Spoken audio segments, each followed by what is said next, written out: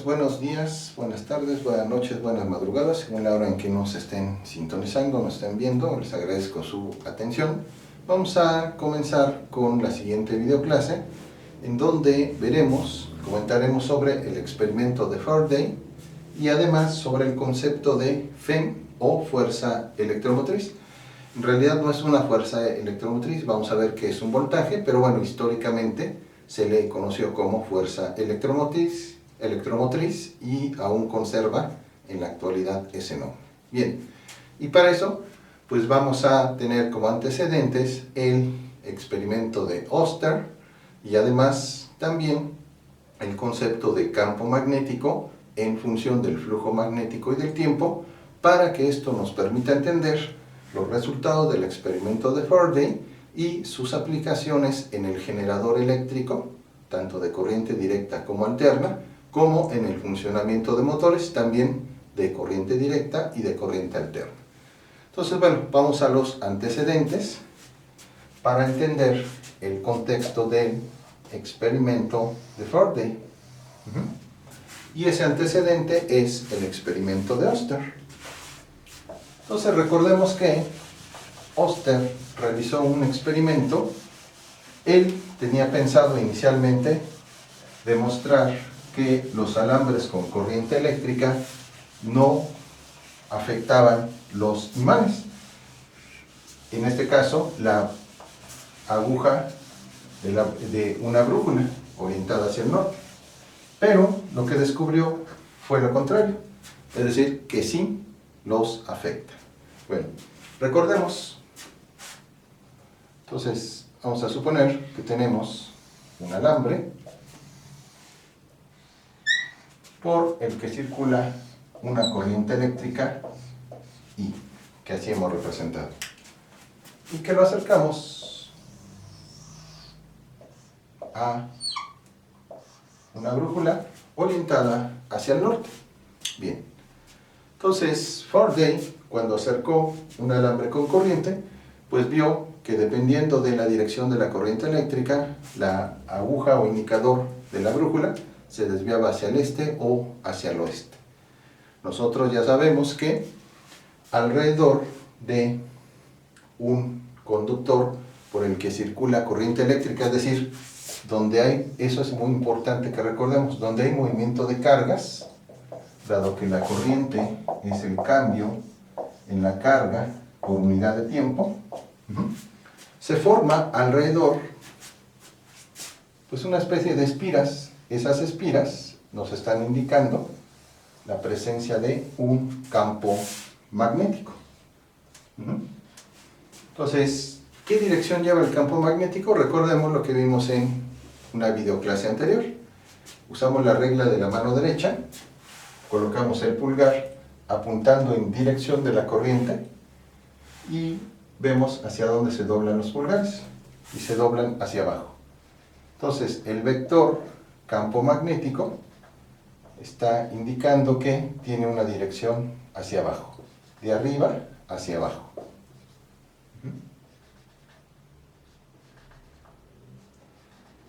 Entonces, ¿qué es lo que observó Faraday?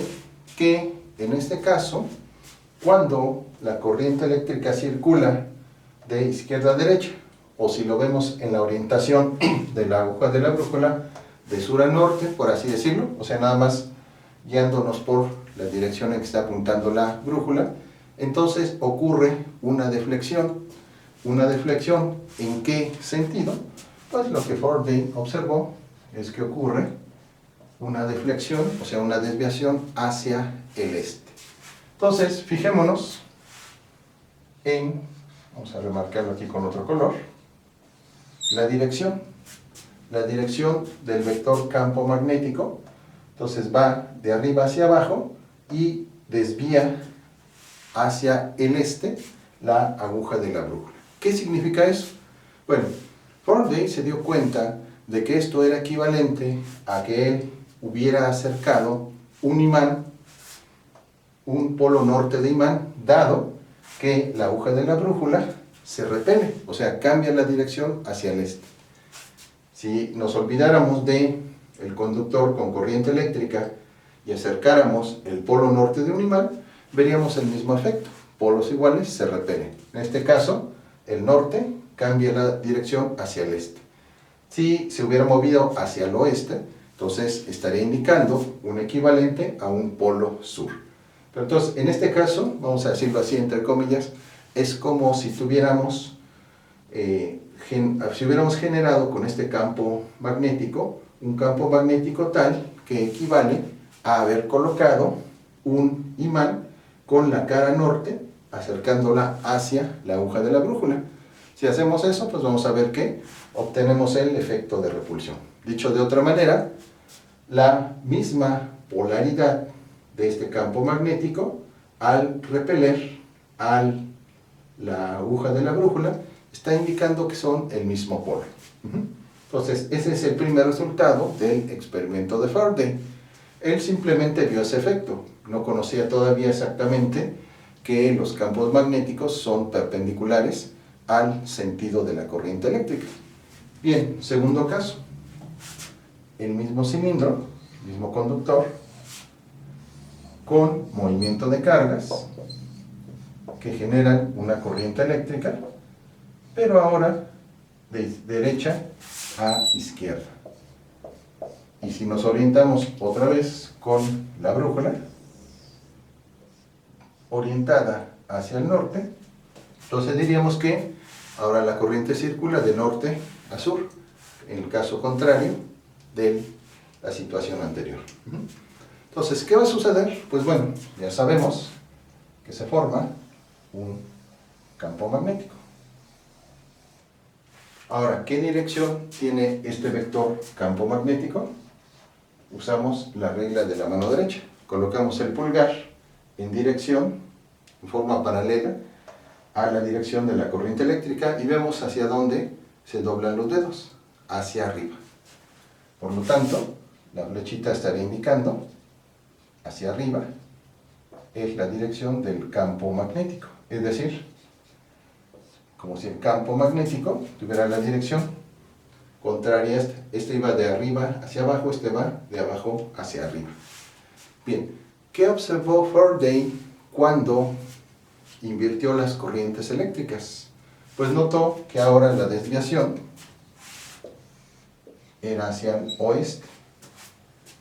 Ahora, si otra vez imaginariamente quitamos el conductor y nos imaginamos un imán, ¿qué es lo que va a suceder? Si inicialmente la aguja de la brújula está orientada hacia el norte, estaba ahí quieta, y nosotros acercamos un polo sur, bueno, un polo contrario al de la aguja de la brújula, entonces vamos a ver un efecto de atracción. Polos diferentes se atraen. Entonces, cuando circula la corriente de norte a sur, es equivalente a tener el polo contrario o acercar un polo contrario, es decir, el campo magnético que se genera alrededor del conductor es equivalente a un imán con la polaridad contraria a la aguja de la brújula. Por eso la atrae y por eso se desvía hacia el oeste y en el caso anterior al este. Entonces, esto quiere decir que los conductores, dado que está compuesto por los conductores, cuando los conductores conducen corriente eléctrica, esto equivale entonces a un movimiento de cargas. Ese movimiento de cargas es lo que genera alrededor el campo magnético. Un campo magnético que se puede tener como equivalente al que tienen los imanes. Para tener, si son polos iguales, un efecto de repulsión, si son polos diferentes, un efecto de atracción. Entonces, este es el experimento de Oster y nos va a servir para entender el experimento de Faraday. Recordemos entonces que hay efectos de repulsión y de atracción. Entonces, ahora sí pasemos. Esto ya lo habíamos visto en otra videoclase, pero es importante para entender el experimento de Faraday. Faraday pues era un físico experimental muy ingenioso y como la electricidad en el siglo XIX era una cosa nueva, pues se dedicó a hacer muchos experimentos. la pila de Volta pues le dio mucha facilidad para reproducir muchos de los experimentos que pues ahora son demostrativos de la historia de la física. A Faraday, aparte de que era un experimentador nato, pues también era ingenioso. A él se le ocurrió meter en un solenoide, como vimos también en otra sesión, conectar las terminales de un solenoide a un galvanómetro, ahora diríamos un amperímetro, medidor de corriente eléctrica,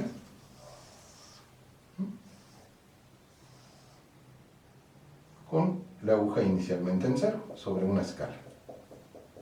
Antes los galvanómetros que se usaban eran de aguja, eran muy sencillos, después se hicieron más refinados y ahora ya prácticamente los galvanómetros de aguja, los analógicos, salvo para algunas aplicaciones muy especiales, como indicadores, sirven, pero la mayor parte ya de los amperímetros y voltímetros son digitales.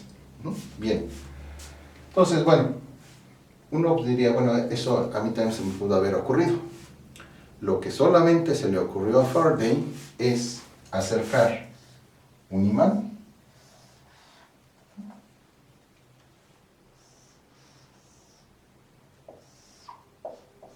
e introducirlo al interior de la bobina o de ese solenoide. Entonces, Faraday se dio cuenta de algo muy interesante y es la esencia del experimento de Faraday. Cuando velozmente introducía ese imán, la aguja de la brújula se movía en una dirección. ¿En qué dirección? Bueno, vamos a tratar de adivinar. ¿En qué dirección se movería la aguja de la brújula? Bueno, lo que Faraday descubrió es que se movía en dirección contraria al sentido del movimiento. O sea, no era fácil adivinar hacia dónde. Uno podría decir, bueno, pues en la misma dirección se mueve la aguja de la brújula. Modernamente eso sabemos que nos indica la polaridad, pero bueno, en ese tiempo no. Y entonces, cuando introducía velozmente el imán, se generaba entonces una corriente eléctrica. Porque este instrumento, un galvanómetro, mide corriente eléctrica. Entonces, parecía que de la nada, en realidad de la nada no, porque pues se le tiene que dar energía al imán, etc. Es decir, ahora modernamente sabemos que una parte de la energía se puede convertir en otra parte de energía diferente. Pero bueno, pues en ese tiempo dirían, bueno, parece que de la nada, pues estoy generando una corriente eléctrica. Bueno, Faraday entonces se dio cuenta de que este dispositivo era capaz de generar corriente eléctrica sin recurrir, aquí es lo importante, a una batería o a una pila de Volta como se usaba en ese entonces. Entonces Faraday, pues además desarrolló, recordemos, el concepto de líneas de campo y pues también dijo, bueno, en realidad pues el imán también debe tener sus líneas de campo, ahora sabemos que son cerradas, no son abiertas como los de campo eléctrico. Entonces Faraday se imaginó, bueno, ¿por qué se genera esta corriente eléctrica? Él se imaginó entonces con el concepto de línea de campo lo siguiente: cuando se introduce el imán, estas líneas de campo se ven cortadas ¿por quién? Pues por la estructura del solenoide, es decir, es una estructura metálica, y entonces al introducir el imán, vamos a tratarlo de representar aquí,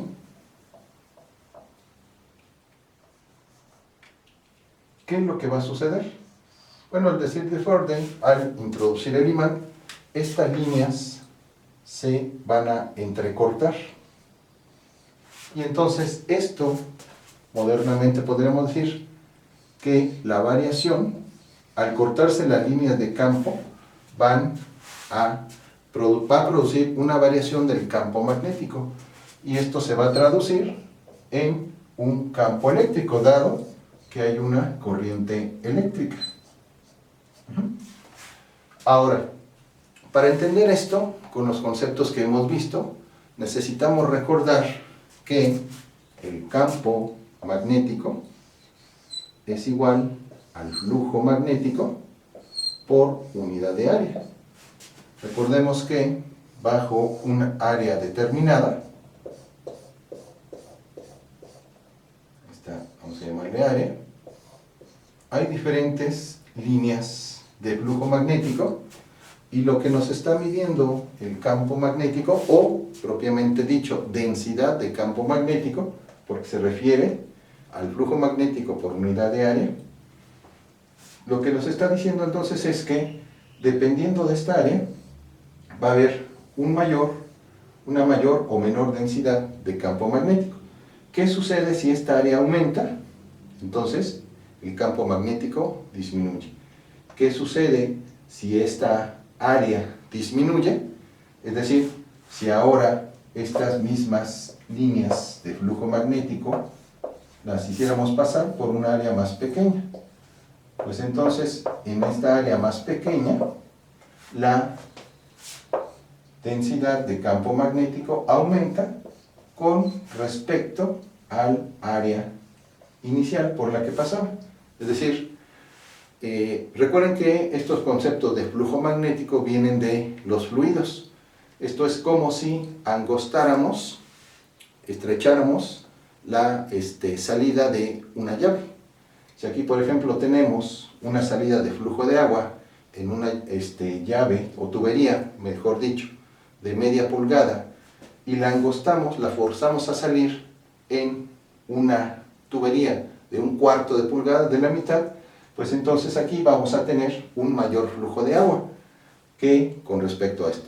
Traducido al lenguaje de campo magnético, aquí vamos a tener un campo magnético mayor que cuando las líneas de flujo pasan por un área mayor. Entonces, bueno, estos conceptos de fluidos nos ayudan un poco a entender qué es lo que sucede con el campo magnético. Por lo tanto, vemos que el campo magnético depende funcionalmente del flujo magnético. Por lo tanto, si nosotros, como Faraday hizo, provocamos una variación en las líneas del campo magnético que están asociadas al flujo magnético, esta es la relación que las asocia. Entonces, flujo magnético es igual a la densidad del campo magnético por el área. Entonces, al introducir el imán velozmente a la espira, ¿qué es lo que va a suceder? Estas líneas se van a cortar, es decir, como si estrecháramos la tubería, entonces va a cambiar el flujo en la tubería del agua, y aquí va a cambiar el flujo magnético, es decir, va a existir una variación de flujo magnético, y esa variación de flujo magnético, ¿en qué se va a reflejar? En la creación de un campo eléctrico, una corriente eléctrica, como observó Faraday. Bueno, Faraday no se quedó con eso, sino que hizo también otro descubrimiento. Si introducía el imán, bueno, el indicador le daba una corriente eléctrica en dirección contraria. Sin embargo, lo que le pareció extraño fue que si dejaba ahí el imán, el indicador volvía a cero. Entonces uno podría decir, bueno, ¿qué sucedió? Entonces no era nada más introducir el imán, no. Introducir el imán con una determinada velocidad. Entonces eso va a cortar, va a ser una variación de las líneas de campo. Pero si dejamos el imán ahí, ya no hay variación de líneas de campo, tiene un solo valor y por lo tanto ya no se genera un campo eléctrico.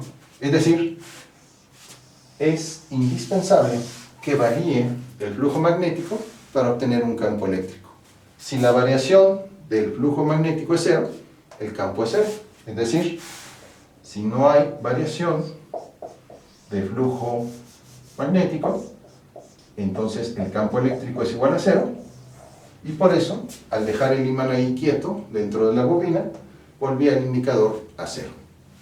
Bueno, pero como Faraday era sumamente ingenioso, dijo, bueno, ahora tengo el imán ahí, lo saco velozmente. en esta dirección. ¿Qué sucedió? Bueno, ahora sí ya es fácil adivinar. El indicador, diríamos ahora, marca la polaridad contraria.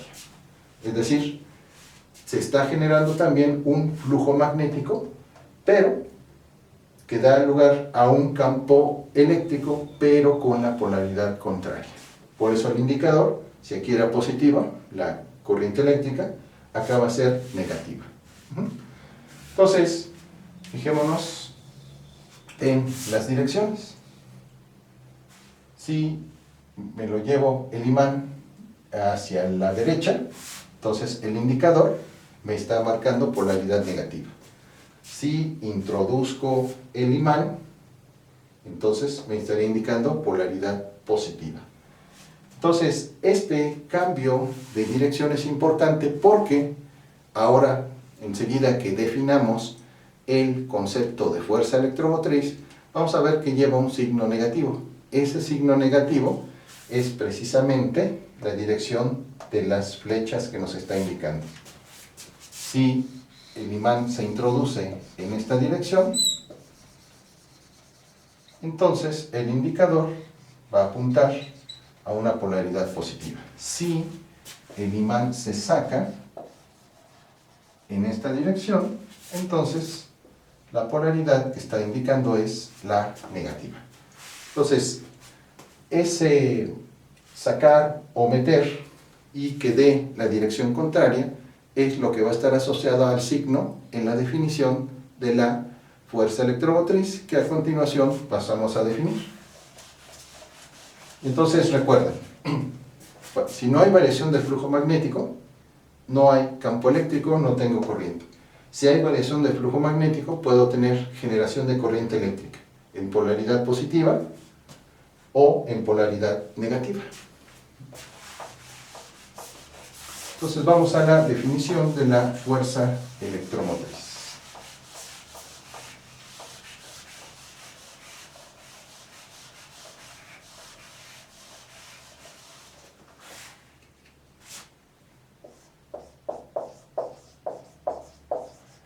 Y este concepto pues se derivó del experimento de Faraday, cuando posteriormente ya se interpretó. Fuerza electromotriz, también abreviada como FEM. Entonces la fuerza electromotriz se representa con esta letra griega y es igual al negativo. Les decía que por eso hay un signo negativo, por las direcciones contrarias que se obtienen en la polaridad de la corriente generada o del campo eléctrico generado. Es igual al negativo de la variación. Recordemos que delta X, etcétera, delta Y, es restar un estado final menos un estado inicial. En este caso, entonces, es la variación del flujo magnético con respecto al tiempo. Entonces, la FEM se va a representar con esta letra, fuerza electromotriz, y vamos a ver que, como dijimos al principio, no es una fuerza, en realidad es un voltaje, pero se le quedó ese nombre porque pues Faraday pensaba que era una fuerza que de alguna forma surgía y que hacía que se moviera la aguja de la brújula en una u otra dirección.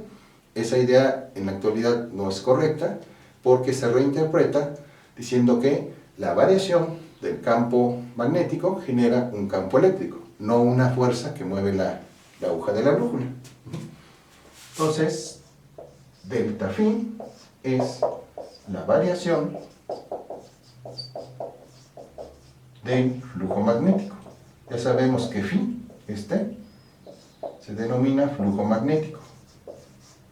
Y delta t es el cambio en el tiempo, o intervalo de tiempo.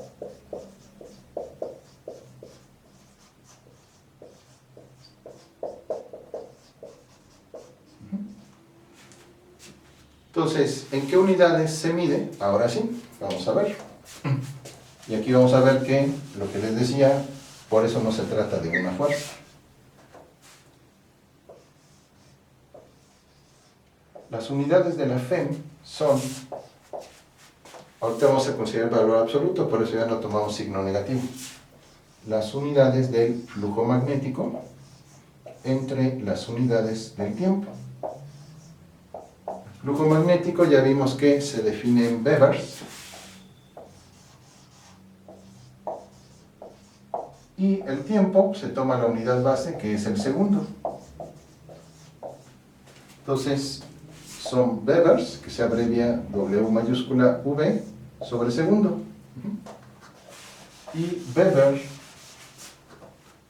sobre segundo es el volt, se abrevia como V.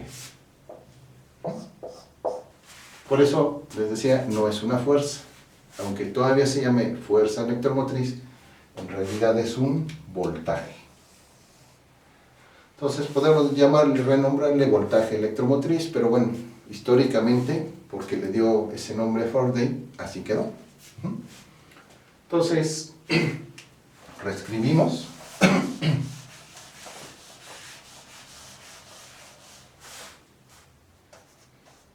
La fuerza electromotriz es el negativo del cambio en el flujo magnético por intervalo de tiempo.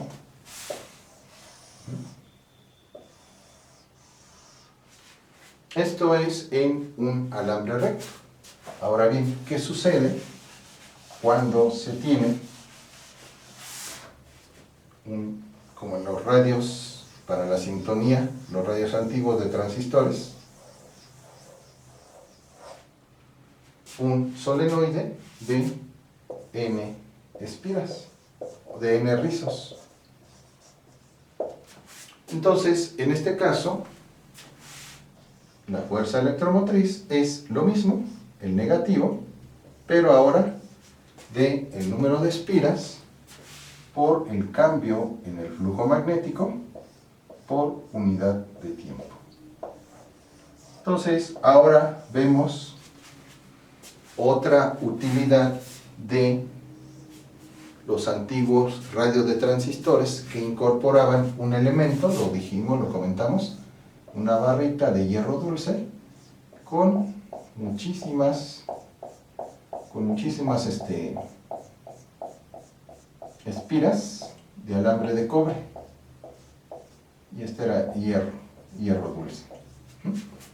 ¿Para qué tantas espiras? Bueno, pues ahora lo vemos. Es decir, tenemos el efecto multiplicador.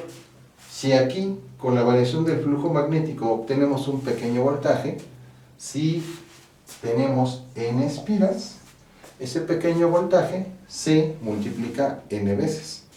Si yo pongo 10 espiras, multiplico ese pequeño voltaje que obtengo por la variación del flujo magnético con respecto al tiempo, 10 veces ese pequeño voltaje.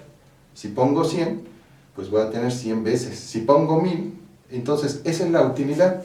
Porque si otra vez regresamos al experimento de Faraday e introducimos un imán, pues a lo mejor voy a tener, si tengo poquitas espiras, una corriente eléctrica pequeña, que a lo mejor el galvanómetro me lo lee en milésimas de volt, pero si introduzco 100, 200, 500 espiras, voy a tener ya una corriente eléctrica medible o un voltaje también más grande que pueda detectar.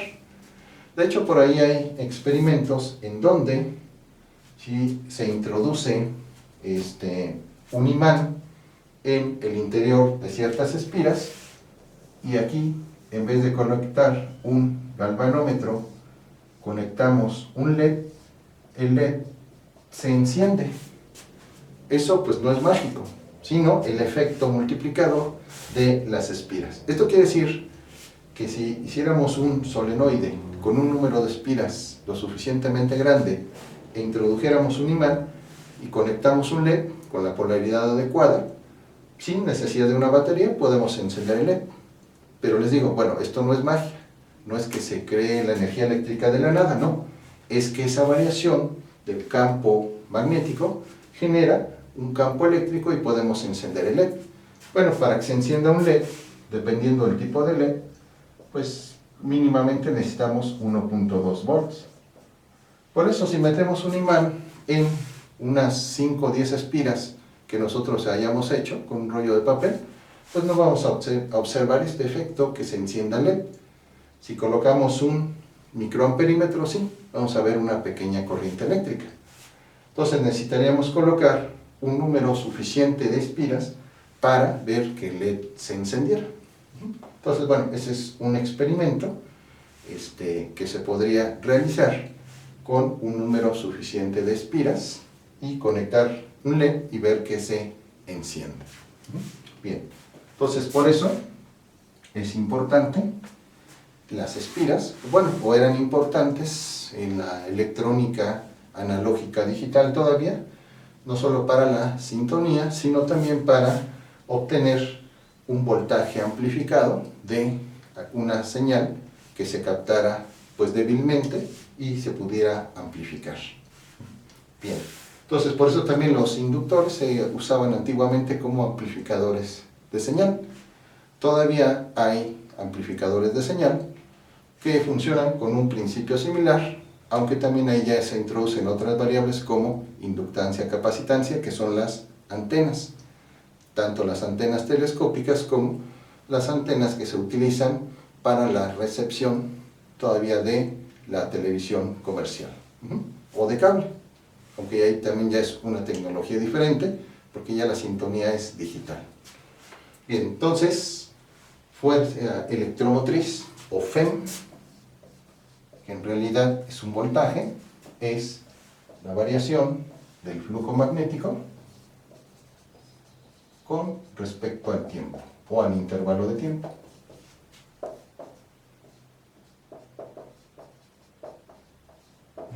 Bien, entonces, ¿cuál fue la utilidad que Faraday de inmediato vio en este tipo de experimentos?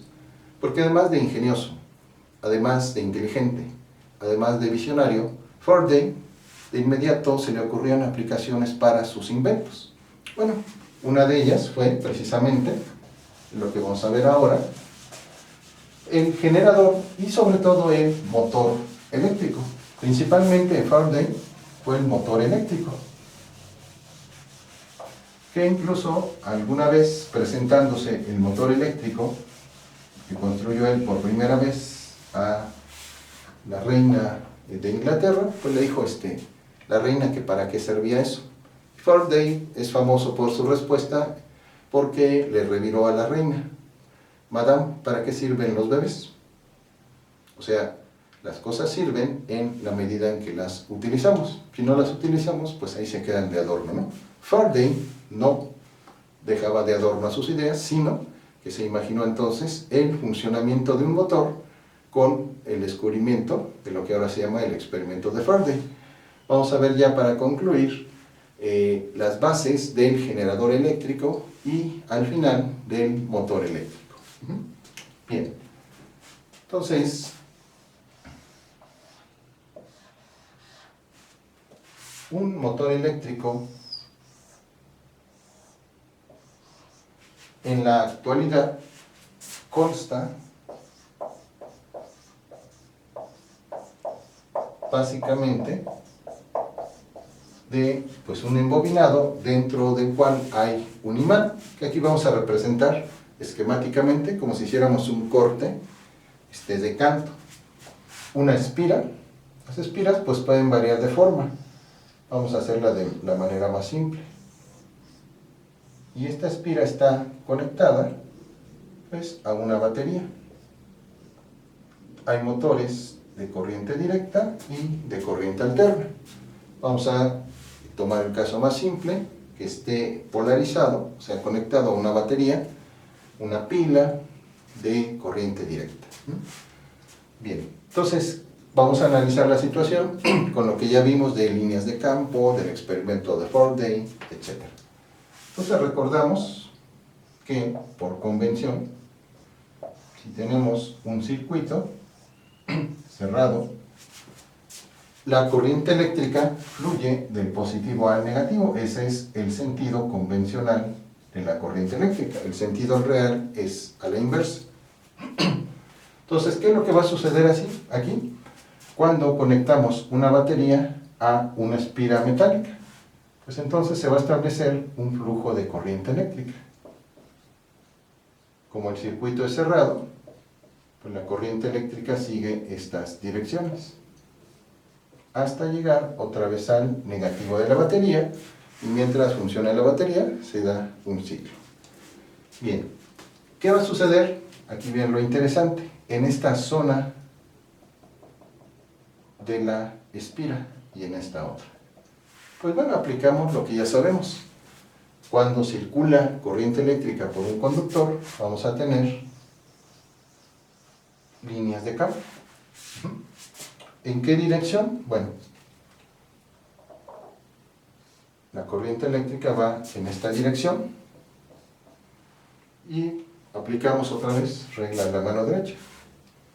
Entonces, el campo magnético, el vector campo magnético, va en esta dirección.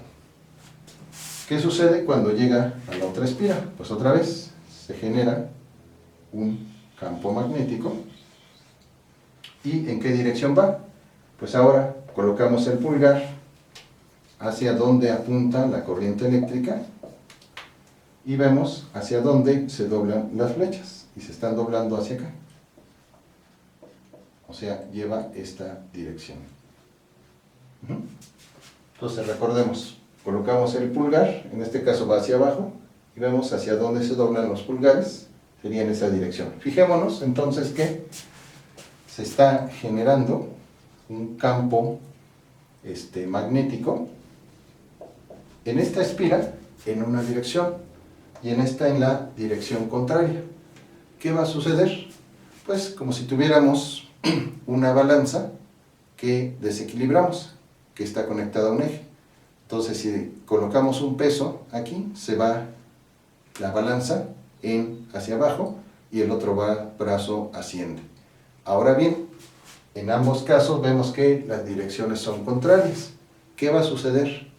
Que entonces, cuando siga cambiando la corriente eléctrica, porque la corriente eléctrica, movimiento de cargas, va a hacer que eso sea continuo, pero el imán del motor está fijo. Entonces, eso quiere decir que se va a estar generando va a haber una variación de campo magnético. Y como los imanes están fijos, la espira va a empezar a girar, porque pues en este caso repele, al repeler se va a mover y acá va a ascender. O sea, como la balanza, si la balanza estuviera sobre un eje, pero ese eje le permitiera rotar, entonces desequilibramos un plato de la balanza y el otro se mueve, pero entonces empieza a girar. Y entonces ese giro es precisamente lo que se busca en un motor eléctrico, que la energía eléctrica que le suministra la batería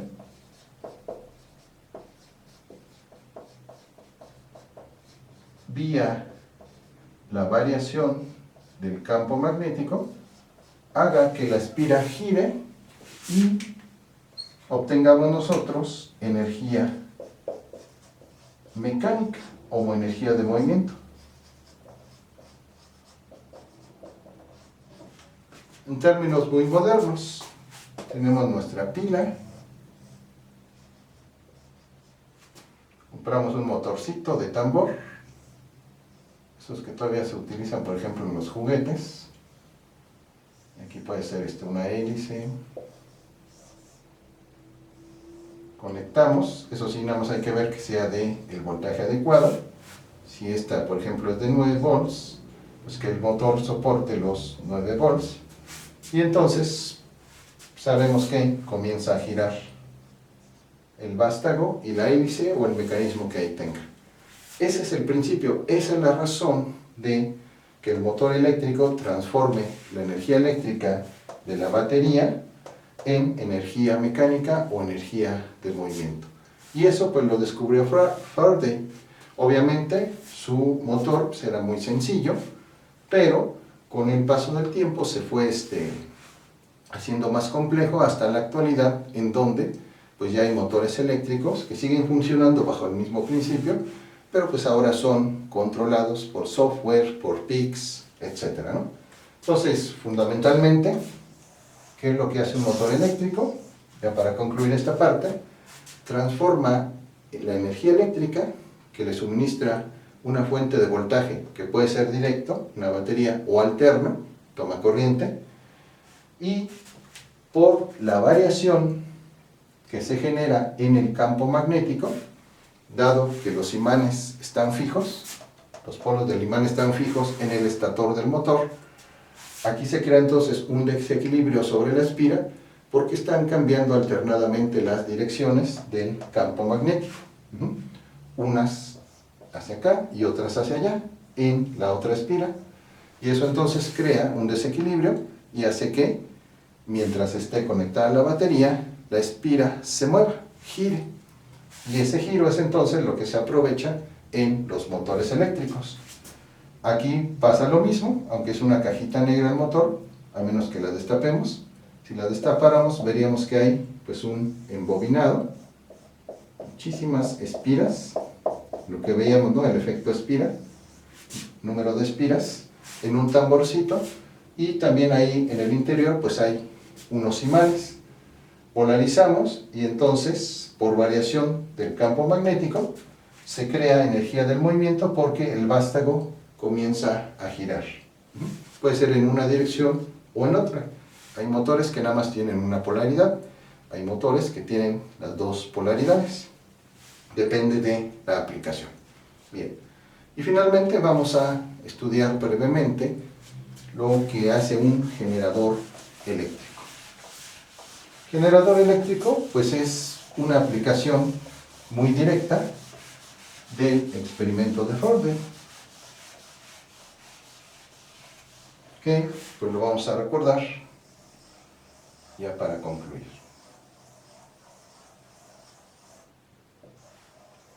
Entonces, si conectamos a un amperímetro, o puede ser también a un voltímetro,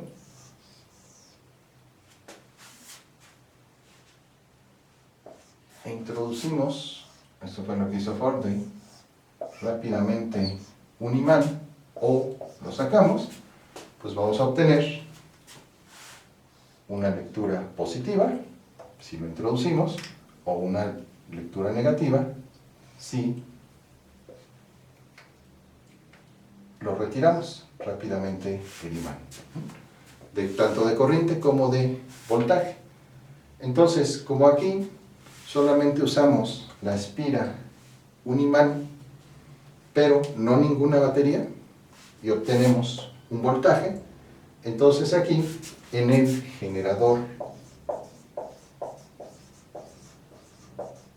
eléctrico, ¿qué está ocurriendo?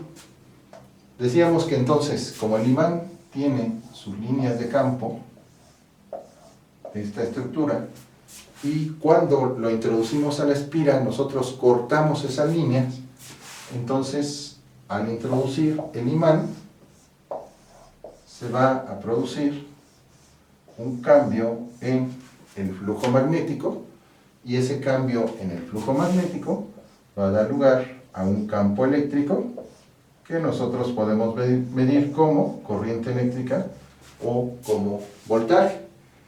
¿Eso en qué se fundamenta? En la definición de la fuerza electromotriz. Recordemos, el negativo de la variación del flujo magnético que tenemos cuando cortamos las espiras del imán al introducirlo en el solenoide con respecto al tiempo.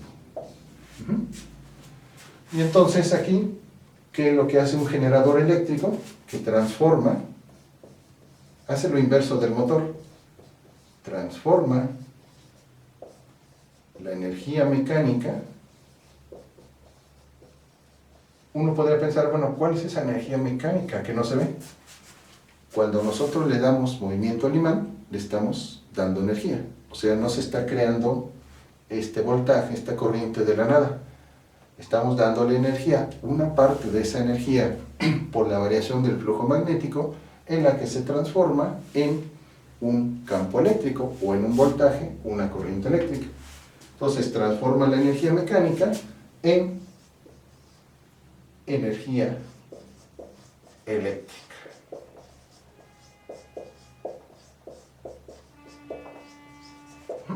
O sea, hace lo inverso de un motor eléctrico. Y esta está directamente relacionada, esta aplicación, con el experimento de Faraday. Solo que, bueno, ahora en realidad los generadores no son de este tipo. Hay algunos que todavía funcionan así, pero los generadores, más bien, la estructura actual es pues la de un motor conectado a la inversa. Si, por ejemplo, ustedes tienen la curiosidad de, y bueno, tienen además un motorcito de estos de tambor que se usan para los juguetes, se usaban antes en las grabadoras para hacer girar la caja de los cassettes o de los discos compactos. Entonces, lo que les había comentado, si lo conectan a su batería,